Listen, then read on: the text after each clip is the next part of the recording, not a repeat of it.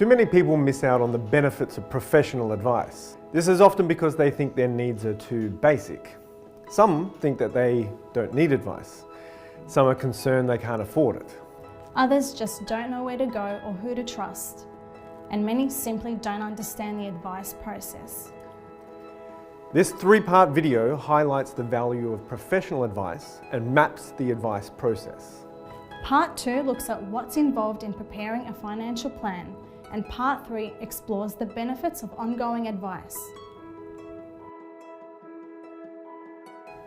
The advice process is more complex than you may think. For example, financial planning isn't only about accumulating wealth and investing it wisely.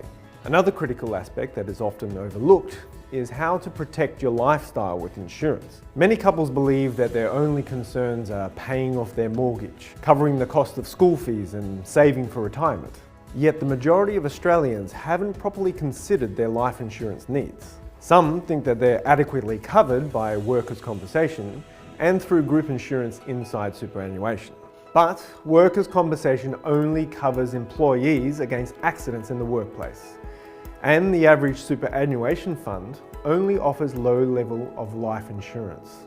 The truth is that the majority of Australian households don't have enough insurance, and many would face financial hardship if a working adult unexpectedly passed away or suffered an illness or injury that made it impossible for them to work. Investment markets are also unpredictable, which makes planning for future difficult. Markets can go up and down, but by and large rise over the long term. For example, if you invested $1,000 in the ASX 200 20 years ago, it would be worth almost $6,000 today. That's an average return of over 9% per annum. The problem is that investments don't go up in a straight line, and it's easy to get spooked when markets are falling. During volatile times, investors commonly abandon well thought out and proven investment strategies. Just as dangerously, investors often pile into investment fads and pay too much for assets. A financial advisor can explain the risks, they can help you manage and ride out market volatility and keep you on track towards your goals. Ultimately, the right financial strategy for you will depend on your unique circumstances, financial needs and objectives. The first step in the advice process is the discovery stage. This is all about you and your advisor getting to know each other and determining if you want to work together. A good advice relationship needs to be open and honest.